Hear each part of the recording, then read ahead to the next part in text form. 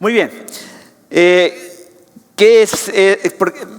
Si ustedes ven en su boletín, ven que está ahí una imagen que dice Jesús el Buen Pastor. Jesús el Buen Pastor es una serie que vamos a empezar el día de hoy. Va a durar creo que aproximadamente unas 8 semanas. Y mientras más hemos estudiado, tú pensabas a veces cuando pensamos del Buen Pastor, pensamos en el Salmo 23 y en Jesús cuando trae a la oveja perdida, ¿no es cierto? Pero te va a sorprender cómo el buen pastor, la imagen del pastor, de Dios como pastor, está a través de muchos lugares en el Antiguo Testamento, en el Nuevo Testamento e incluso en las epístolas del Nuevo Testamento. Así que vamos a hablar las diferentes facetas del pastor, las diferentes labores que hace el pastor, y vamos a aprender algunas cosas de las costumbres propias de Medio Oriente que nos expanden aún más estas enseñanzas. Ahora mira, yo quiero que veas algo interesante aquí y levanten un poquito su mirada, no me vean a mí, miren un poco más acá arriba. Si ven estos vitrales que están atrás, estos vidrios tan bonitos, ¿alguno de ustedes alguna vez entró dentro de esta capilla y dijo, mire, esta iglesia parece católica, tiene estos vidrios ahí, ¿no es cierto? Entonces quiero que entiendas por qué están estos vitrales aquí. Si te das cuenta, cuando yo vine por primera vez a esta iglesia, fue como una entre muchas pequeñas confirmaciones o señales que el Señor me decía, sí, por aquí es esta iglesia de Heights Español es. Esta fue una de las cosas que me llenó el corazón muchísimo, porque si te das cuenta, aunque esté en inglés, dice, yo soy el buen pastor que vine a buscar y a salvar a los perdidos, les alimento a mis ovejas y un rebaño, un pastor. Y aquí ves gente de diferentes naciones, de diferentes pueblos. Mira, esta imagen del buen pastor es una imagen que era muy, muy preciada, muy amada por la iglesia primitiva. Yo quiero que pienses, cuando uno dice pues cristianismo, Jesús, nuestra mente va ahora a estas próximas fechas de Semana Santa que vamos a tener.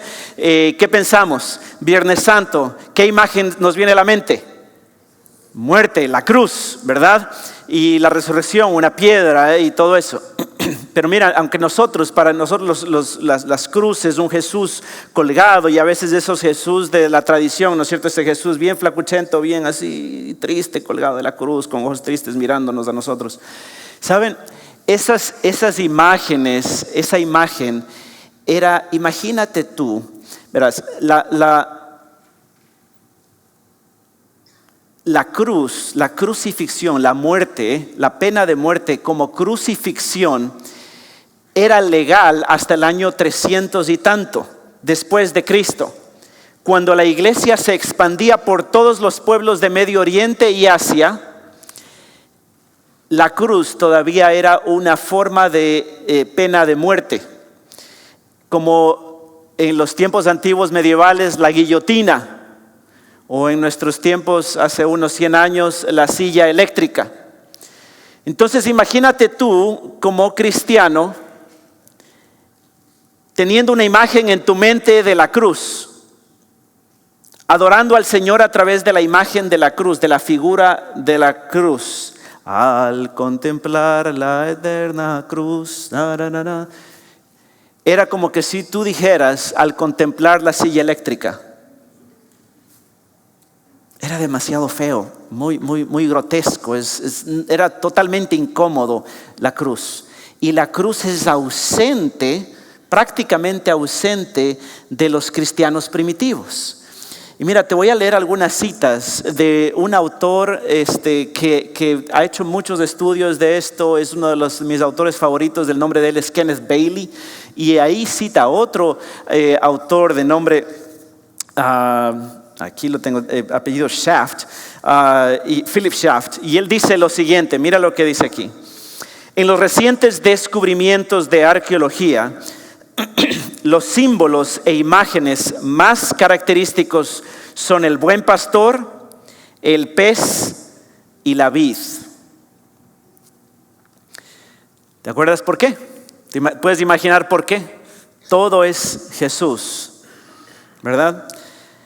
Estos símbolos desaparecieron casi por completo después del siglo IV, pero para los primeros cristianos expresaban vívidamente, con sencillez casi infantil, lo esencial para los cristianos de todos los credos: la idea de Cristo y su salvación como único consuelo en la vida y la muerte.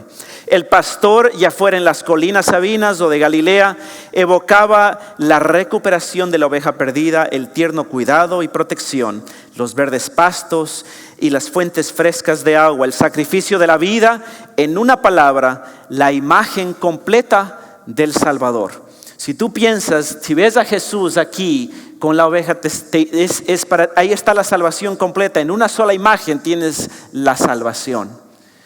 Entonces, ¿cuál era la religión popular de los primeros cristianos? Era, en una palabra, la religión del buen pastor. La bondad, la valentía, la gracia, el amor, la belleza del buen pastor eran para ellos, por así decirlo, nuestros libros, nuestros devocionales, nuestros artículos de fe, nuestras creencias, nuestros credos, nuestros cánones, todo en uno, una sola imagen. Contemplaban esa figura y ésta les transmitía todo lo que anhelaban para su vida espiritual. Ninguna imagen parece haber deleitado más a la iglesia primitiva como la de Cristo, como el buen pastor, que trae a su oveja perdida. Prueba de ello son las numerosas gemas, sellos, fragmentos de cristal y algunas otras reliquias primitivas que han llegado hasta nosotros. Está hablando de hallazgos arqueológicos e históricos en Medio Oriente, en las que Cristo es representado trayendo de vuelta al rebaño sobre sus hombros una oveja perdida. Por una alusión pasajera, este historiador Tertuliano nos habla, sabemos que en su época se pintaba el buen pastor en el cáliz, en la copa de la Santa Cena. Entonces, te das cuenta qué maravilloso. Mira, quiero que veas esa imagen allí. ¿Qué te parece raro de esa imagen? Esta es una imagen del año más o menos 200 y está es una imagen, es una estatua que fue encontrada, que está ahorita en el Museo Rockefeller en Jerusalén. ¿Qué te llama la atención de esa imagen, de esa estatuilla? Está un poquito grande la oveja, ¿verdad? Parece vaca. Mira, así querían demostrar, y mira, si los que están sentados quizás más adelante alcanzan a ver que el pastorcillo está sonriendo, tiene una sonrisita en su boca. ¿Ves? Esta es la representación más sana, más pura, más hermosa de Jesús. Es Jesús, el buen pastor. Es la figura de David que nos apunta hacia Cristo como el pastor. ¿Y por qué es la oveja tan grande? Porque representa que es muy costoso. El traer de vuelta a la oveja es un esfuerzo muy costoso para nuestro buen pastor.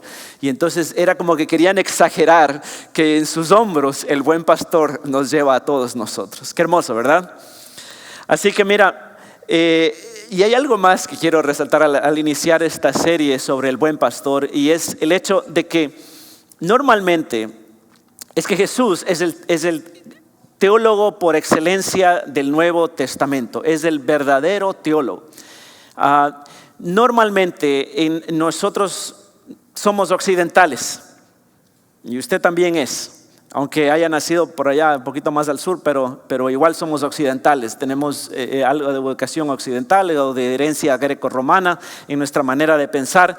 Normalmente cuando enseñamos algo, enseñamos de esta manera. Lanzamos un concepto para comunicar el significado, para explicar algo, damos un concepto y decimos el concepto es este, lo explicamos, lo describimos y después, para los que no están entendiendo ni poniendo mucha atención, agarramos y lanzamos una ilustración al final, ¿no? Para los de la última banca, pongan atención. Entonces dice, para que los de la clase al final, ¿verdad? El maestro lanza una ilustración para que te pongan atención. Y dice, entonces esos son los que están más, ya, ahora sí entendieron con la ilustración y ahí entendimos, ¿verdad? Ahora, la mente del Medio Oriente es al revés. Primero lanza la ilustración, primero lanza la figura, primero te comunica la metáfora la parábola, la similitud, y después, para los de la última banca, los que están medio entre los que no es, los de la clase al final, entonces les explica. ¿Se entiende? ¿Quién enseñaba mediante parábolas, mediante similitudes, mediante metáforas? ¿Quién? Jesús. Y nosotros en la iglesia prácticamente, pero especialmente en la iglesia protestante, estamos fascinados ¿con quién? Nos encanta Pablo, porque él es el verdadero teólogo. Romanos, ¿verdad? Y algún día yo quiero predicar de Romanos. Claro, me encanta Romanos, qué lindo Romanos. Romanos me ha dado vida, me dio claridad teológica, porque soy occidental también. Pero eso no quita de que Jesús en primer lugar es el teólogo por excelencia. Porque Jesús nos enseña, y por eso es que cuando, por ejemplo, mira qué sencillo, es una explicación fácil aquí, es cuando habla de la semilla. ¿Te acuerdas? La buena semilla que cae en un lugar, aquí, allá, y todos quedan así como que, bueno, ¿y ahora qué? ¿No? Entonces, como les decía, vengan discípulos, yo les explico. Miren, es así, es así, es así, es así, es así. Y cuando les dice, y les hablaba en parábolas, porque estas cosas quería específicamente para un cierto grupo de personas. Entonces, te das cuenta que Jesús les hablaba en parábolas. Y yo quiero que tú te fascines con la manera de enseñar de Jesús. Porque esas historias te atraen, te envuelven, te ayudan a entrar en el mundo de Jesús. Te ayudan a que en medio de las dificultades, en medio de las decisiones difíciles, o cuando no me entiendas muy bien mi español, por lo menos te quedas con la imagen. Y con esa imagen llega a ser preciosa en tu corazón. Y puedes elevar una oración de auxilio, una plegaria a nuestro Señor Jesús. Amén. Entonces, mira, ¿por qué esto es lo que se llama la teología metafórica? Y vas a entender bastante, vamos a hablar bastante de esto durante las siguientes semanas. Ahora, el Salmo, ahora vamos al Salmo 23 y tenemos aproximadamente 20 minutos para hablar del Salmo 23. El Salmo 23 es quizá uno de los dos pasajes más preciados de toda la Sagrada Escritura, ¿verdad? Aparte de el Padre Nuestro, la oración de Jesús, quizá el Salmo 23 es el que más nos anima, es el que más nos conforta. Creo que no he estado en ningún funeral que no se haya leído el Salmo 23. El Salmo 23 es quizá el Salmo, es la porción de escritura más amada, más querida. Para todos los creyentes, incluso los no creyentes, aún se sienten movidos por esta imagen maravillosa del buen pastor. Y no solo eso, sino que el Salmo del buen pastor, el Salmo 23, es fácilmente entendible. Un niño lo puede entender. Una persona muy estudiosa lo puede entender. Una persona con poca educación lo puede entender. Tú y yo lo podemos entender porque sus frases, aún en español, después de más de 3,000 años quizá de historia, de que fue escrito, todavía llega fresco y todavía nos llega en forma de poema y nos llega con figuras acerca de los cuidados y la provisión del buen pastor. Y por lo tanto hay dos imágenes que surgen en el buen pastor. Si tú te das cuenta, mira, tienes tu Biblia, me imagino, abierta en el Salmo 23. Primero vemos que Jesús es el buen pastor, pero también vemos que Jesús es un anfitrión. Y ese anfitrión es el que adereza mesa en el versículo 5, el que prepara una mesa delante de mí en presencia de mis angustiadores. Ahora, estas dos imágenes, una es una imagen masculina y la otra es una imagen femenina. La mayoría es como decir una mesera. La mayoría de las traducciones de Medio Oriente usan el femenino para traducir aquí, para traducir tú aderezas mesa en presencia de mis angustiadores. Y hay varios lugares en el Nuevo y en el Antiguo y en el Nuevo Testamento donde ciertas ciertas metáforas, ciertos aspectos de Dios que son más similares a las de una mujer. Jesús mismo, cuando lloró por Jerusalén, decía: como una gallina que llama a sus polluelos, trata de llamar a sus polluelos, así yo traté de unirte, traté de reunirte, traté de llamarte. Entonces, estas son las dos imágenes por las cuales debería encantarnos este salmo. Este salmo debería llenar nuestras vidas continuamente. Ahora mira, hay algo maravilloso aquí al empezar. Vamos a ver entonces versículo por versículo. En primer lugar, el pastor y su relación conmigo. Jehová es mi pastor. ¿Qué quiere decir que Jehová es mi pastor? En primer lugar, Jehová es aquí el yo soy. Jehová es Yahvé. Jehová es ese nombre que apenas los judíos se animaban a nombrar. Jehová es mi pastor. El gran yo soy, el soberano del universo, el rey de reyes, es mi pastor, es mío. Mira, normalmente, y esto es interesante analizar nuevamente la comunidad de Medio Oriente, nuestra comunidad. Nosotros aquí, especialmente en Estados Unidos, resaltamos mucho el individualismo. La gran mayoría de estas historias que vamos a ver son acerca de la comunidad y hablan mucho de la comunidad, del rebaño. No hablan de una oveja, sino de un rebaño. Pero esta específicamente nos bendice a nosotros occidentales que tendemos más al individualismo, porque nos habla específicamente de mi relación personal con mi maestro, con mi pastor. Mi pastor es Él es mío. Y qué maravilloso que el rey, ¿qué tiene que hacer el rey del universo? Está preocupado de darme delicados pastos y aguas tranquilas para beber. ¿Por qué se molestaría el Dios del universo, el gran yo soy, el creador de este mundo, en preocuparse de mis necesidades? Y si somos sinceros y vemos nuestro corazón, decimos: por encima de mi pecado, Dios extiende su misericordia, su cuidado, su provisión, su conforte para conmigo. El Señor es mi pastor, es la declaración. Y es eso, esta yuxtaposición, este contraste tan grande entre el gran yo soy, pero es mi pastor. Los pastores, alguna vez escuchaste acerca de cuando Dios se aparece a los pastores, los ángeles en Navidad, ¿verdad? Para anunciar el nacimiento de Jesús, Lucas 2, se aparece a los pastores. Y los pastores sabemos que es lo más... eran los últimos que alguien se hubiese preocupado en comunicarle la venida del Mesías. Entre Israel, los pastores eran de los trabajos más humildes, más sencillos, más bajos en la sociedad. Incluso ¿te acuerdas cuando Jesús en algún momento habla de los asalariados, los asalariados? Creo que es Juan 10. Muchos de ellos eran contratados, y cuando venía el peligro, ahí dejaban botar las ovejas y se iban. Entonces estos pastores tenían mala reputación. No eran a menudo ladrones de ovejas. ¿Te acuerdas cuando dice Jesús, habla de los ladrones, entran a robar, entran por otro lado y no sé qué más?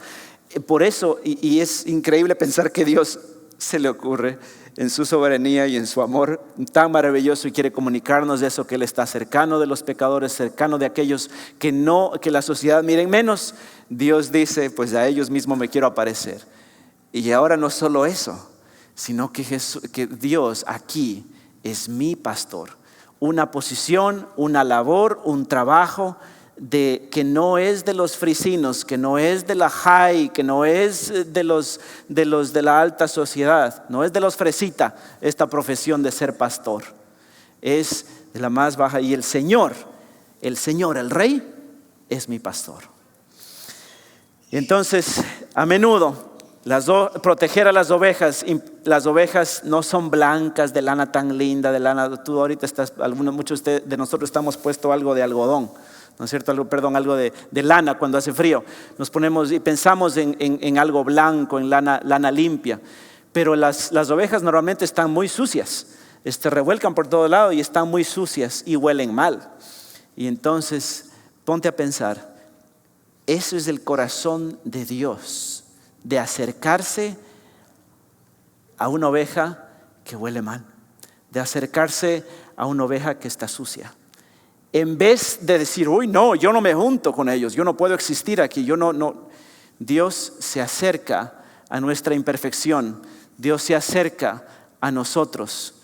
Y si tú estás pensando, yo no tengo derecho de estar ante los cuidados de Dios, esta figura del buen pastor, de que Jehová es nuestro buen pastor, acaba con todas esas ideas preconcebidas y te dice, Dios puede y quiere estar cerca de ti. Ahora, ¿puedes decir con seguridad tú, el Señor es mi pastor? En esta mañana, ¿tu relación con Dios es personal? ¿O es solo una idea, una figura distante para ti? ¿O solamente tú eres espiritual pero no religioso y tienes de esas categorías que te dio el Instagram y el TikTok y dices, no, es que yo allá, Dios, no, quieres yo aquí a mi propia manera, yo? El Señor personal, el Dios personal, Él es tu pastor. Cree en Él, síguele, Él te invita a seguirle. En tiempos difíciles, nuestro consuelo no viene de lo que podemos hacer, sino de confiar en aquel que es nuestro pastor y provee para nosotros. Luego continúa diciendo que nada me faltará. ¿Saben? Esta es la imagen de un pastor que se va lejos de una aldea y se lleva a las ovejas. Llueve más o menos 3 meses en el Medio Oriente. Cuando deja de llover, los pastos ya no están tan verdes. Y entonces ahí está la habilidad y el conocimiento del pastor de llevar a las ovejas a comer pastos verdes, suculentos, que tengan nutrimento, que tengan alimento para ellas, para las ovejas. Y cuando el Señor dice nada me faltará, estoy ahí en las montañas, en la desolación, estoy abierto, no hay policías ahí. Estoy a la misericordia, a la merced de los leones, de los lobos, de los enemigos, de los ladrones, de las bandas, de todo. Pero el Señor es mi pastor. Yo me acuerdo alguna vez, 2 veces he vivido la experiencia en que me he sentido totalmente indefenso. La primera vez fue en Ecuador en el año 2011. Yo era capellán en una academia cristiana, en un colegio cristiano en una ciudad que se llama Santo Domingo, en Ecuador. Y de pronto a nuestro presidente se le ocurrió pelearse con la policía, con los altos de la policía. Y la policía dijo no queremos y hicieron una huelga, un strike. Y dijeron nos vamos a la casa. Y empezaron a hacer huelga y el país entero, mi país, Ecuador, quedó sin policía. Y entonces hasta el que menos, hasta las abuelitas se metían a los supermercados y se iban jalando a una televisión ahí ellos robándose. Bueno, dice, las cosas no son del dueño sino de que las necesita. Y ahí iba una abuelita llevándose, ¿no? Ahí te das cuenta que para qué está la ley. Y esa vez yo recuerdo haber ido, terminando clase, mandamos a los chicos a la casa y yo recuerdo haber vuelto a casa con susto. ¿Qué va a pasar? Yo vivía en un lugar, en un barrio muy peligroso, las calles de tierra, de lodo, y recuerdo que no había protección policial y todo el mundo estaba haciendo lo que quería.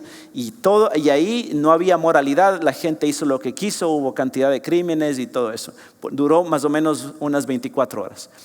Ahí me sentí en defensa. Y en medio de esa dificultad es la que dice esta oveja, el Señor es mi pastor. Estoy en medio de la nada, el Señor es mi pastor. En lugares desérticos donde no hay nada, donde estoy a la merced de mis enemigos, el Señor es mi pastor. Cuando a nadie le importa lo que me está pasando, el Señor es mi pastor.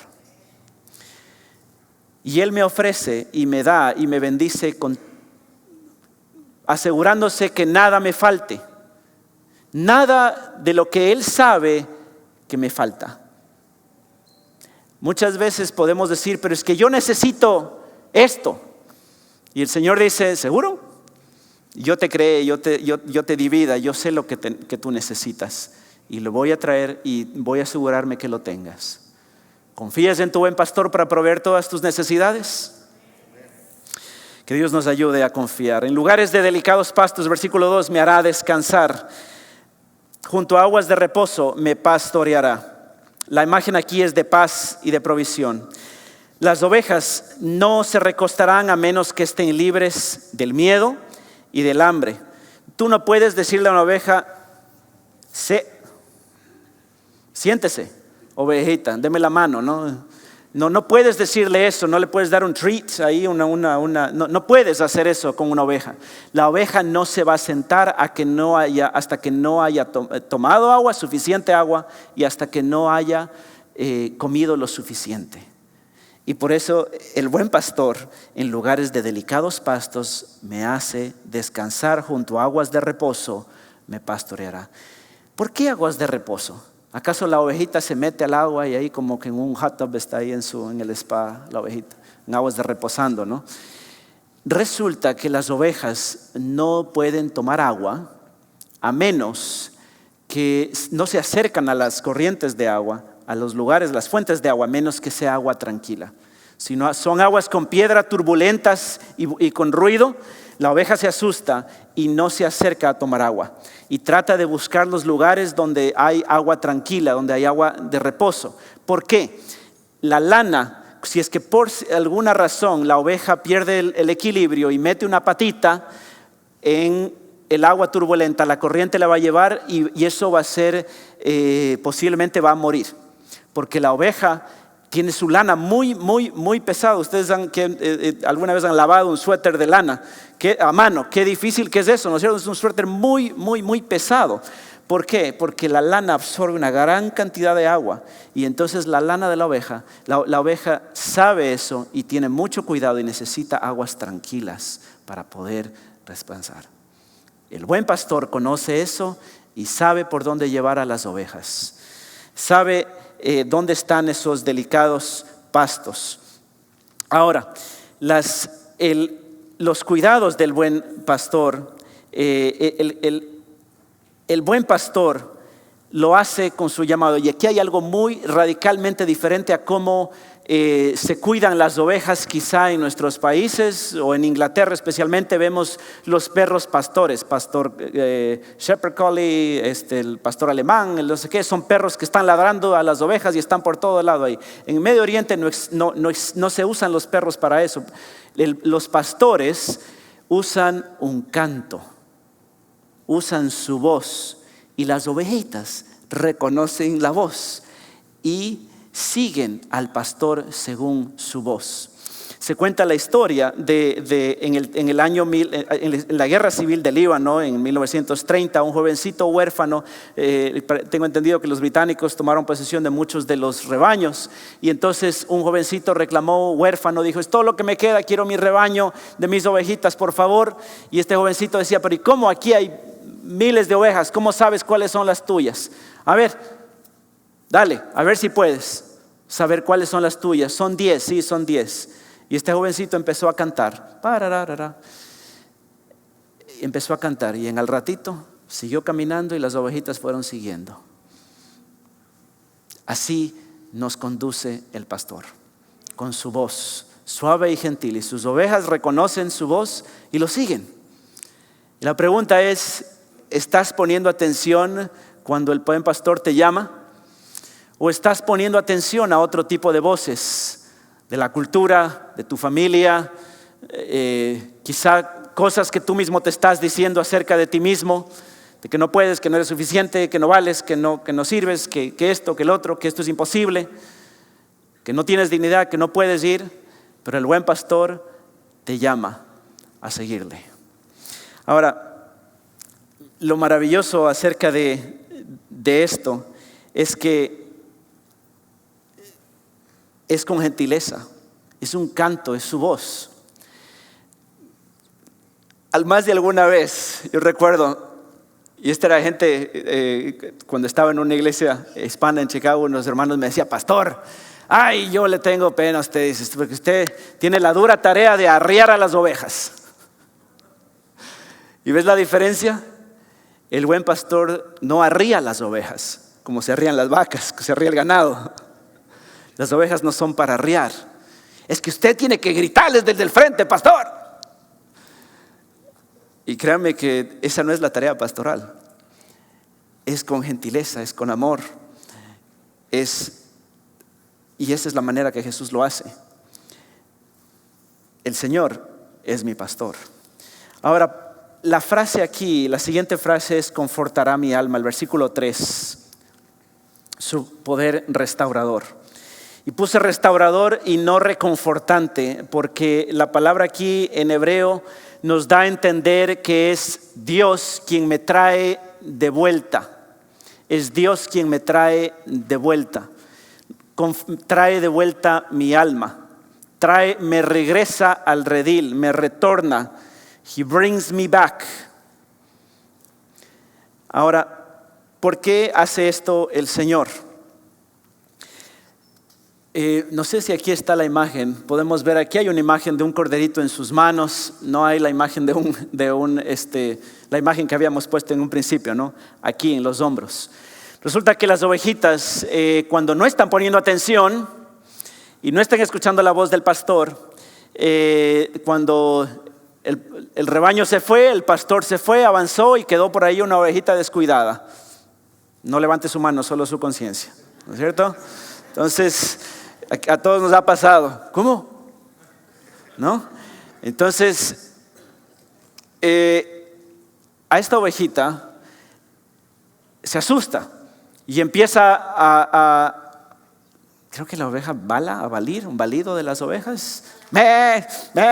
Y empieza a gritar, empieza a desesperarse y a hacer bulla, y a hacer bulla, y a hacer ruido, y a hacer ruido, y a hacer ruido. Y entonces, ¿quién creen ustedes que para las orejas? El buen pastor está allá lejos. Los lobos, los leones, las hienas empiezan a estar atrás del lobo. Y entonces la única manera de salvación para esa ovejita, y quizá quedó enredada, quizá esa ovejita quedó botada, y de tanto estar gasta energía, clamando, y hasta que cuando viene, habiendo dejado las 99 en el redil, viene el buen pastor a recoger a la oveja que está perdida. La oveja perdida, que estaba perdida, no puede caminar. Sus piernas, sus fuerzas están totalmente devastadas, no tiene energía, y la única manera es que este pastor agarra tremenda oveja, se la pone en sus hombros y la lleva de vuelta a un lugar seguro. Qué maravilloso, ¿verdad? Al entender estas cosas, me conmueven los cuidados del Señor Jesús. Porque ese es el arrepentimiento. Ese es el arrepentimiento. El libro, especialmente Hechos, 1 Corintios, hablan del arrepentimiento cuando Dios, Hechos 15, estoy casi seguro que es Hechos 15, cuando se habla de que es Dios, quizá, oremos porque Dios quizá les otorgue arrepentimiento a los gentiles, les dé arrepentimiento. Queridos hermanos, el arrepentimiento no es algo que tú te das. No es algo que tú dices: ay, sí, yo entendí mi condición, y entonces como yo me di cuenta que era tan pecador, me fui donde el Señor. El Señor te trajo en sus hombros. ¿Y cómo está tu corazón si no debería estar lleno de gratitud a tu Señor, a tu buen pastor? Y no decir: yo me traje solito aquí, yo me vine, yo llegué. El Señor te buscó. Imagínate al arrepentimiento, ese concepto del arrepentimiento, de que Dios, es cierto que el arrepentimiento quiere decir avanzar en una dirección distinta. Es cierto, pero ¿quién es el que te está llevando de vuelta? No eres tú que reflexionaste porque eres muy pilas y dijiste: ya, ahora me regreso y voy a buscar al Señor. Es Jesús, que con sus cuerdas de amor te atrajo, te llevó en sus hombros y te trae de vuelta al redil.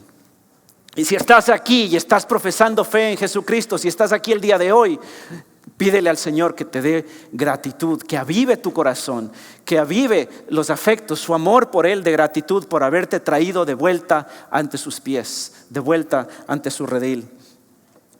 Me guiará por sendas de justicia por amor de su nombre. Esto es algo que brevemente se explica en Jesús cuando nos dice que Él es el camino, Él es la senda, Él es la senda de justicia y su nombre es justicia, como lo describe Jeremías, Isaías. Su nombre es justicia, por amor de su nombre, para gloria de su nombre. Y esto nos confunde, porque normalmente decimos que Jesús te ama, que Dios nos ama. Es cierto, que lo hace por amor, y eso es cierto, lo hace por amor por nosotros, pero en última instancia la hace por gloria de su nombre. Y eso solamente Dios lo puede hacer y tiene el derecho de hacer las cosas por gloria de su nombre, porque Él es el Rey, es el centro del universo. Y aunque ande en valle de sombra de muerte, no temeré mal alguno, porque tú estarás conmigo. Esto se refiere a las inevitables pruebas y sufrimientos que enfrentamos en la vida. Todos enfrentamos valles, sufrimientos, pérdida, muerte. Pero hay alguna imagen aquí, obviamente, nuevamente los valles y las montañas de Medio Oriente. Cuando en estos valles, es cierto, el buen pastor lleva por estos valles, entre una montaña, en estas quebradas, entre una montaña y otra, porque ahí hay pastos, hay verde, quizá haya un riachuelo donde puedan beber agua. Pero resulta que en ese lugar, en estos valles, son lugares muy peligrosos, porque ahí están esperando los ladrones, están esperando los enemigos, los acechores, y por eso es que el salmista dice: aunque ande en valle de sombra de muerte, no temeré mal alguno. Y pregúntate a ti en qué estás, si es que estás en ese momento en tu vida, si estás en ese espacio, en esa circunstancia en tu vida. Todos hemos pasado por eso, estamos pasando por eso. Las ovejas son presa fácil de los enemigos, pero su vara y su cayado nos infunden aliento. Mira, quiero que veas aquí esta imagen. Si ves que tiene como un gancho arriba, es la vara del Señor, el cayado del Señor, ese es un cayado de pastor. Si ves que tiene un gancho, normalmente eso es un poco más abierto, quizá acá se ve un poco más abierto. Es para jalar a una ovejita que está descarriada, se la agarra del cuello y se la rescata. Ahora, el cayado es un arma. Y mira el contraste. El cayado es un arma, pero no para darte duro. Alguna vez algunos de ellos estuve viendo, es la disciplina del Señor, la vara. No, la vara es para darle duro a los enemigos, a un león, a un lobo. ¿Cómo? La vara es un árbol y se corta alrededor de la raíz y tiene una bola abajo, la bola de la raíz. Y con eso el rey David alguna vez peleó con un lobo, con un león. Asimismo, el Señor, por eso nos infunde aliento esta vara. Tenemos enemigos, dice el Señor: aderezas mesas delante de mí, en presencia de mis angustiadores, de mis enemigos. Unges mi cabeza con aceite, mi copa está rebosando. Tengo enemigos que no les gusta la gracia de Dios. No les gusta que Dios se deleite en bendecirme. Tengo enemigos que no les parece que Dios me bendiga tanto. Y dicen: ¿por qué a él y a mí no? ¿Te acuerdas la historia del hijo pródigo? Ambos hijos estaban perdidos. El hijo mayor: ¿y por qué armas tremenda fiesta para celebrar que ha venido? Pero no se daba cuenta que era el padre celebrando que sus esfuerzos habían dado resultado y finalmente habían traído al hijo de vuelta. El padre hace esto para celebrar sus esfuerzos, no para celebrar el pecado del hijo pródigo. Finalmente, aderezas mesa delante de mí en presencia de mis angustiadores, unges mi cabeza con aceite. Ciertamente el bien y la misericordia me seguirán todos los días de mi vida, y en la casa de Jehová moraré por largos días.